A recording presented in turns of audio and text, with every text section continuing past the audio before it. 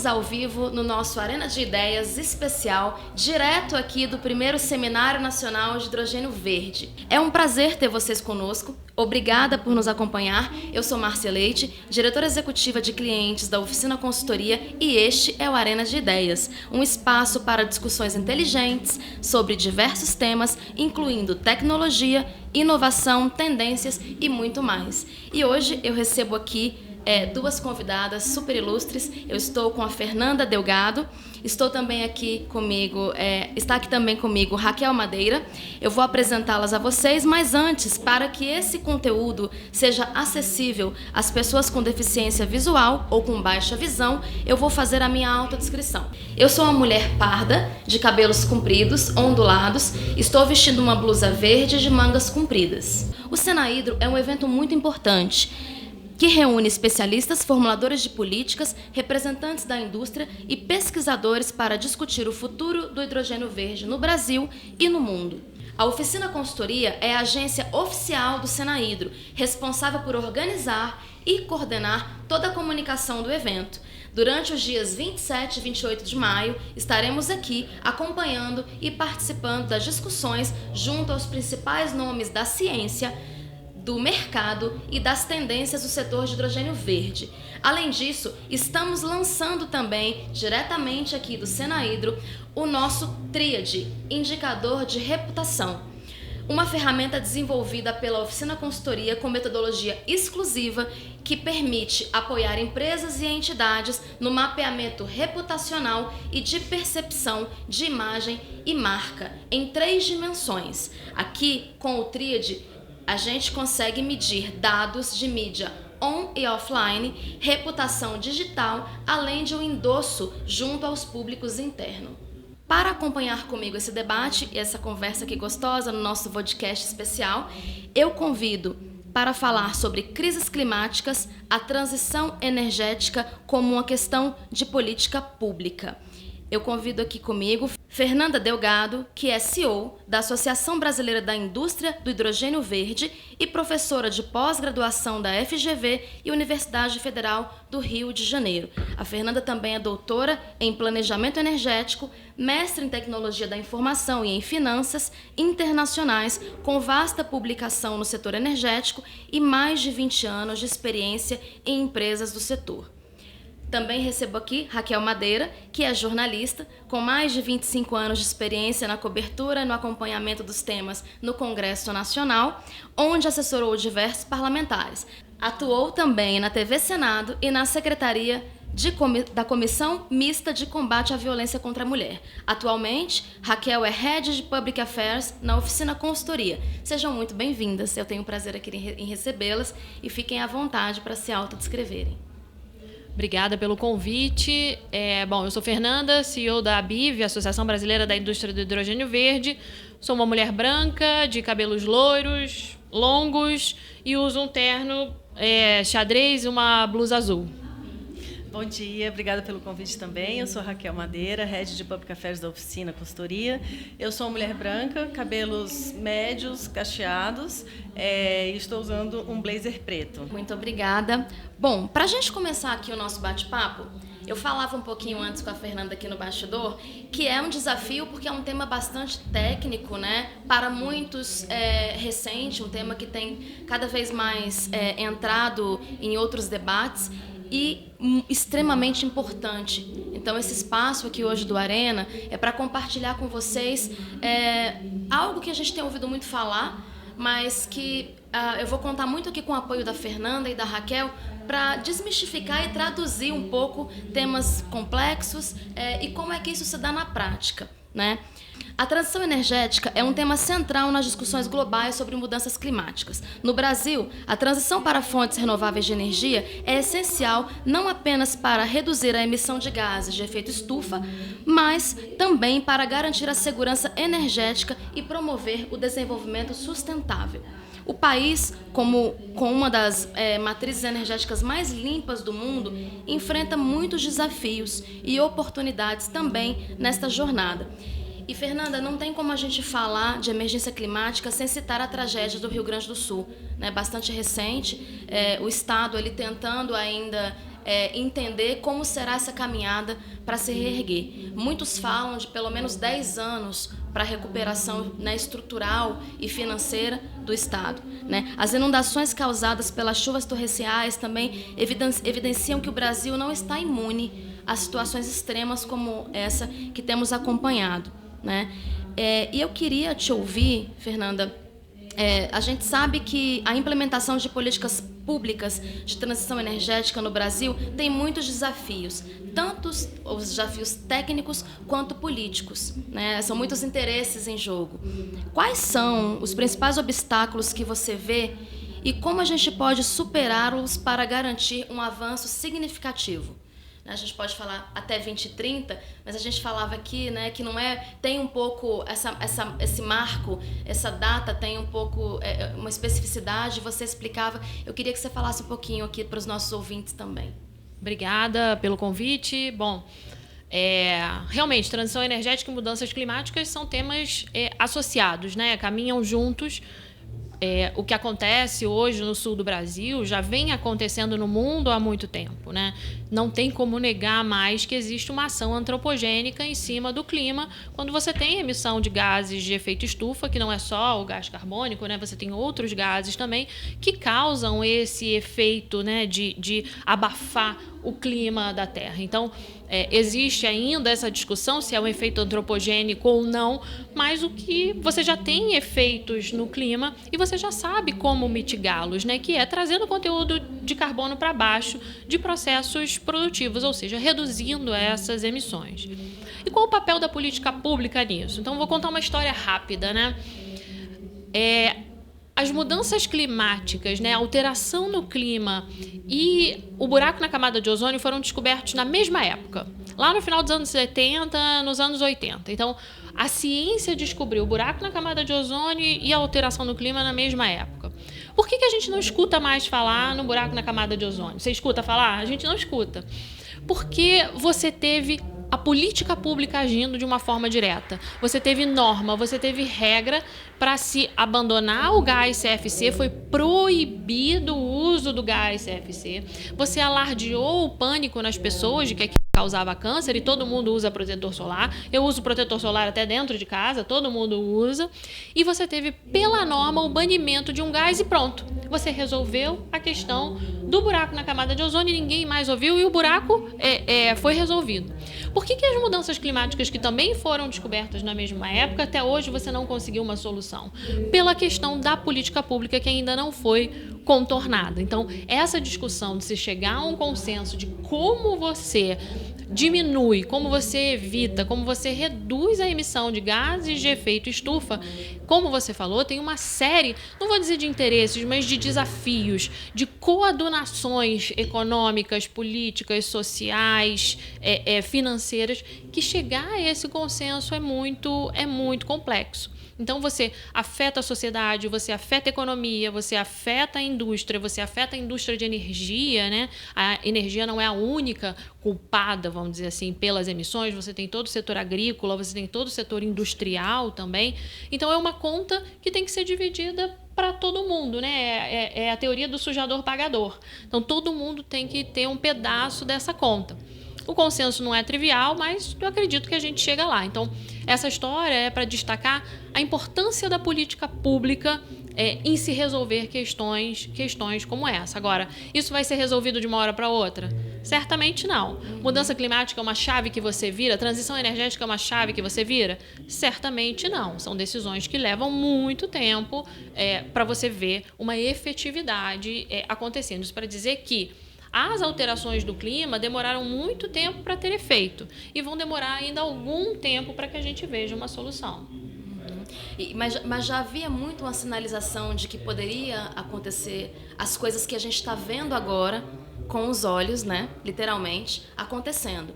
Você acha que isso vai mudar alguma vontade política de que as coisas sejam aceleradas? Olha, tomara, porque quando você tem esses acidentes, né, você começa a contabilizar prejuízos financeiros para todas as esferas da sociedade. Então, pela primeira vez, você consegue contabilizar o que as quedas de abastecimento de energia geram para o sistema público e o sistema industrial. Você começa a ter resultados financeiros efetivos, negativos, para todo um sistema econômico, e que você começa a ter uma percepção social do seguinte: poxa, isso está me causando um prejuízo real. Então, hoje é tangível, né? É igual a camada de ozônio. A camada de ozônio causava câncer. Então, você tem... hoje o medo ele é real e imediato, né? Para que tragédias como a do Rio Grande do Sul não aconteçam, eu preciso reduzir as emissões de gases de efeito estufa, e eu já sei como fazer. Se a gente estivesse tendo essa discussão há 4 anos atrás, todo mundo sabia que precisava estabilizar a temperatura da Terra em 1,5 graus até 2050, mas você ainda não tinha todas as soluções na mesa. Hoje você tem essas soluções. Eletrificar o que pode ser eletrificado, o uso de biocombustíveis onde pode usar biocombustíveis, o uso do hidrogênio verde, que é a pauta desse seminário, trazendo conteúdo de carbono para baixo, enfim. Hoje você já tem um elenco de soluções para os processos produtivos. Você tem gerenciamento pelo lado da demanda também, como você reduz esse consumo também, como você traz uma agricultura de baixo carbono. Então, a diferença é que agora você tem prejuízos reais sendo contabilizados também pelos tomadores de decisão, e você já tem como solucionar esses problemas. E aí eu vou acrescentar uma coisa, porque quando você fala de prejuízo para tomador de decisão, a gente pensa muito também na reputação, né? Porque também houve, além de tudo, do prejuízo financeiro, do prejuízo emocional, e aí a gente voltando lá para o Rio Grande do Sul, tem o prejuízo de perda de vidas, né? E tem um prejuízo reputacional para os tomadores de decisão. Então, eu acho que assim, a gente chegou num ponto em que há muitos anos já se tem queimadas no Brasil, já se tem secas extremas no Brasil, já se tem enchentes, já se tem desabamentos, já se tem muitas perdas de vidas, muitas situações complexas, complicadas, que são geradas também já por essa emergência climática e que não se olhava, tanto que a gente vê que ali no Congresso praticamente ninguém tinha destinado recurso para prevenção, né? Então, assim, aí vem o Rio Grande do Sul e ele grita, né, que depois disso o Brasil vai ter que ter uma visão totalmente diferente em relação a políticas públicas, né? Ou seja, não somos um país imune ao que a gente está vendo, e por muito tempo se acreditou, né, nessa máxima de que não, o Brasil não teria furacões, ou não teria enchentes, né, ou não teria a força da natureza, como a gente já tinha visto e acompanhado em outros países, né? E aí, Raquel, pegando esse gancho de 2030, né, Agenda 2030, que a gente ouve falar bastante, recentemente a Oficina Consultoria lançou o TRIAD, né, o indicador de reputação, uma metodologia que traz uma série de indicadores, né, em 3 dimensões, para poder aferir como é a percepção de empresas, instituições diante daquilo que de fato é o que elas fazem e como elas são percebidas, né? E eu queria que você contasse para a gente um pouquinho dessa metodologia, dessa ferramenta inovadora e de como os dados podem ajudar os setores, né, a se comunicar melhor. Então, essa metodologia ela foi criada pela Oficina Consultoria, e ela, pegando um pouco até o gancho do que a Fernanda falou em relação a dados, né, que hoje em dia a gente tem que ter acesso a dados, a gente tem que ter informações. E aí, qual é a ideia da metodologia? A gente fazer uma análise de reputação em relação a determinada organização, empresa, empreendimento, como que é essa reputação em relação à Agenda 2030, em relação às ações que a organização toma na questão da sustentabilidade, como que isso é visto, como que isso é percebido, tanto pela sociedade no ambiente digital, quanto pela imprensa, pela mídia, pelos formadores de opinião, quanto pelo público interno. Então, assim, muitas vezes, uma organização ela toma determinadas iniciativas em relação à sustentabilidade, mas o seu público nem sabe que ela toma. Ou isso não está sendo divulgado para a imprensa, isso não está sendo divulgado nas redes sociais. Ou, muitas vezes, o contrário, acaba fazendo o greenwashing, né? Então, ele diz que faz muito mais do que faz e acaba perdendo credibilidade. E isso tudo a gente está falando de reputação. Então, qual é interessante a importância desse índice? É a organização saber que como que ela está sendo vista em relação às atitudes que ela está tomando, até porque a gente está nesse momento de que todo mundo tem que se responsabilizar de alguma forma em relação a essa agenda ambiental. Então, ela percebendo como que ela está sendo, ela tendo esses dados de como que é a percepção da imagem dela, ela pode decidir tomar caminhos assim, de ações e planos de ações. E aí, após esse resultado, a gente também faz uma consultoria sugerindo esses planos de ação, sugerindo outras alterações, entrando nessa agenda ESG. Perfeito, muito obrigada, Raquel. Fernanda, falando aqui da Senahidro, né? Esse seminário que traz hoje tantas autoridades e nomes importantes, a gente tem uma programação vasta de vários painéis super relevantes para discutir o futuro, né, do nosso país.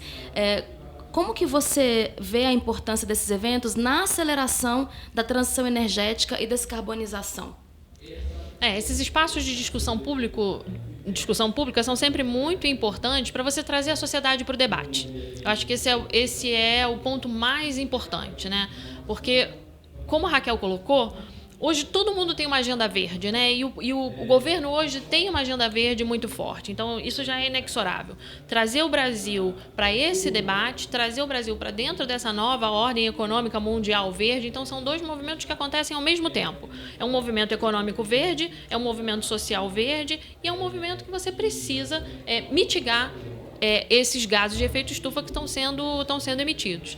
Quando você traz a sociedade para o debate, você explica para ela o que está acontecendo, porque isso tem impactos reais no consumo de energia, na forma de você precificar a energia, na forma de você precificar os produtos, na forma com que você lida até com o próprio consumo. Então, até pela questão, né? Aqui a gente está na escola da energia, como vai ser essa mão de obra do futuro em relação ao que a gente vai precisar. Então, esses espaços são muito importantes para trazer essa discussão. Como você falou, você tem o público, você tem o privado, você tem a sociedade, você tem a academia e você precisa desmistificar uma série de questões. Por exemplo, hidrogênio verde é uma commodity, hidrogênio verde é para descarbonizar a Europa, hidrogênio verde é uma pauta primária. Não, você está falando de um produto sofisticado, você está falando de 700 bilhões de investimentos, 700 bilhões de superávit para o Brasil até 2050, só agora até 2030 são 70 bilhões de superávit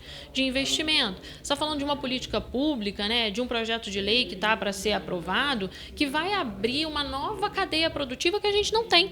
Então, criar uma indústria completamente nova que vai gerar receita, emprego, que vai trazer qualificação, mão de obra, tecnologia. Então, é você começar uma indústria nova e que você precisa trazer a sociedade para o debate, para ela entender o que está acontecendo e poder contribuir. Acho que uma diferença importante também é que o governo hoje ele escuta a sociedade, ele tem essa oitiva muito participativa para entender o que a sociedade precisa, para entender o que a indústria precisa e fazer isso acontecer de uma forma realizável, né? Não sei nem se existe essa palavra em português, a Raquel me ajuda aqui.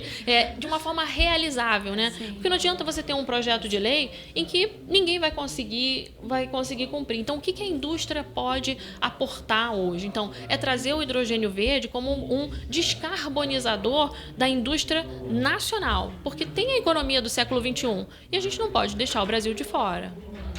Porque isso também faz parte da política pública, né? Primeiro você tem que olhar o que é, qual é o problema, fazer o diagnóstico, permitir toda essa conexão de diálogo com vários setores da sociedade, né? E principalmente transformar numa legislação que seja factível, né? Eu trabalhei muitos anos no Congresso ali e a gente ouvia direto, essa lei não pegou. Como assim uma lei não pega, né? É uma coisa que até não faz nem sentido, né? Sim. Você tem todo um processo ali, toda uma discussão, todo um debate, porque não é fácil aprovar uma legislação e a lei não pegou.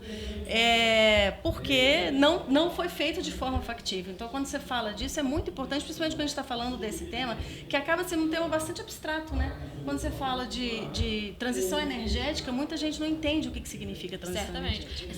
As pessoas não entendem, desculpa te cortar, Raquel, porque não fazia parte do dia a dia delas. O que é o dia a dia do senso comum? Pagar boleto, criar filho, se manter empregado, esse é o dia a dia do cidadão comum. Mas hoje, o meu dia a dia inclui questões relacionadas ao clima, inclui questões relacionadas como a tragédia do Rio Grande do Sul. Então, isso afeta o meu dia a dia. Os apagões que a gente tem tido no Brasil sistematicamente afetam até a segurança pública, afetam a rota de transporte público, por exemplo, se você for analisar. Sim. Então, hoje, no frigir dos ovos, tudo isso está muito conectado e passa a ser um assunto que o cidadão entende e exige. Então, o senso comum já consegue entender que isso é um problema dele ele também não está tão alhures assim.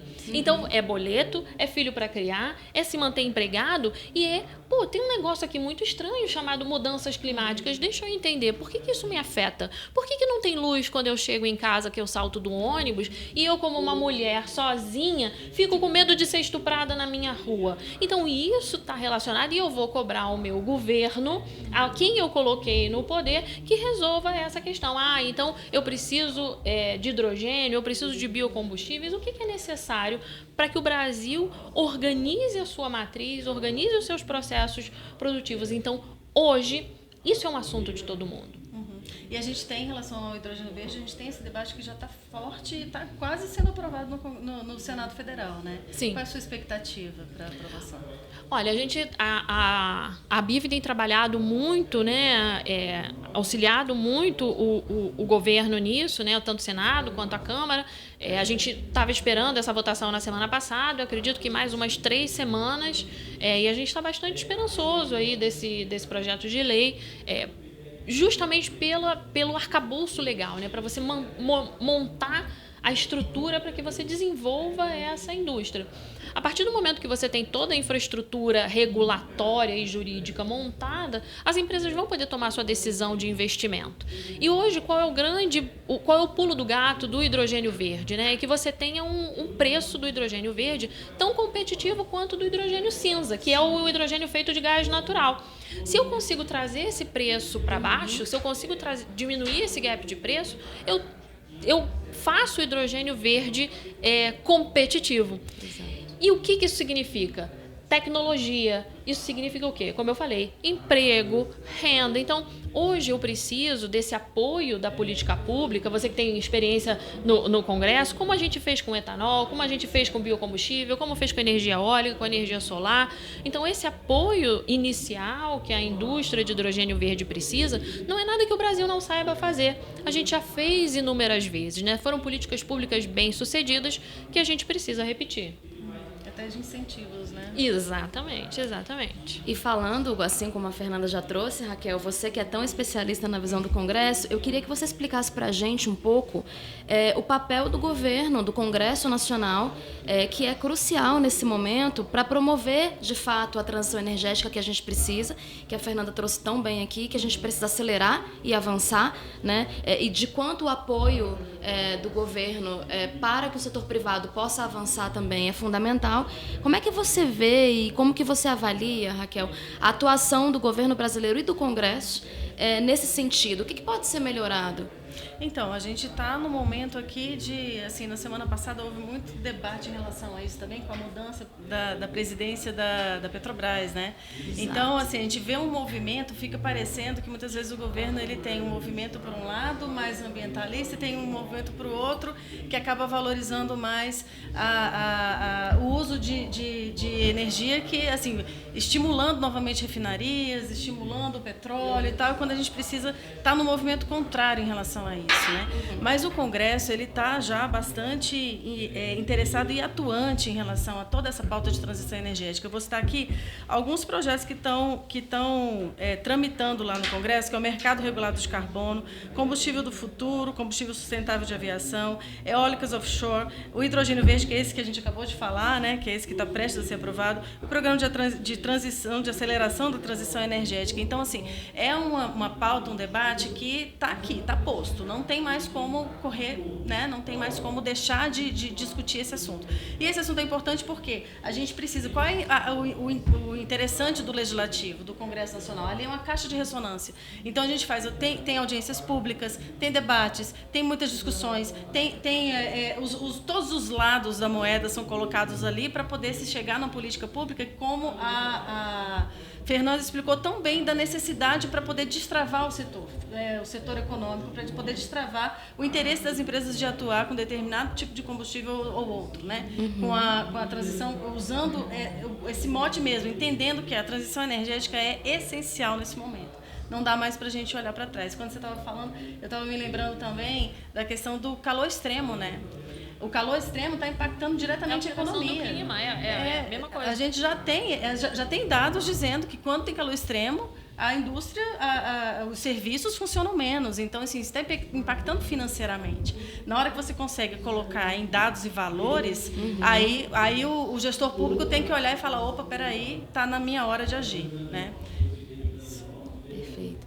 Fernanda, eu queria que você contasse um pouquinho para a gente como que a BIV tem atuado para promover ações, né, contribuições para a prevenção de desastres climáticos e como para que a gente possa lidar melhor com esses fatores de emergência climática, que a gente tem ouvido muito falar, emergência climática de 2 semanas para cá, né? E com certeza a BIV já tem uma atuação muito forte nesse segmento. Você pode contar para a gente um pouquinho? Emergência climática não é nenhuma novidade, né? O mundo já experimenta emergência climática há muito tempo.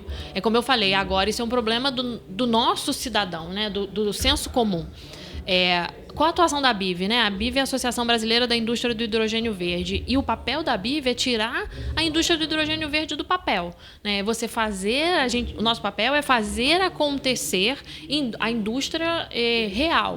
Então, o que eu preciso para fazer essa indústria acontecer? Eu preciso trabalhar a política pública, eu preciso trazer a sociedade para o debate, eu preciso desmistificar questões como, por exemplo, o hidrogênio verde vai ser usado para descarbonizar a Europa? O hidrogênio verde no Brasil vai ser usado para processos produtivos aqui no Brasil também, né? É uma pauta primária? Não, é uma indústria sofisticada. Eu estou falando de milhões de reais de investimentos, estou falando de emprego, estou falando do emprego das nossas filhas, né? Que são empregos aí na indústria renovável. Eu estou falando do futuro de várias gerações. Então, quando você trabalha para trazer o que você tem de mais tecnologicamente vale esclarecer que o hidrogênio verde é um pedaço da solução.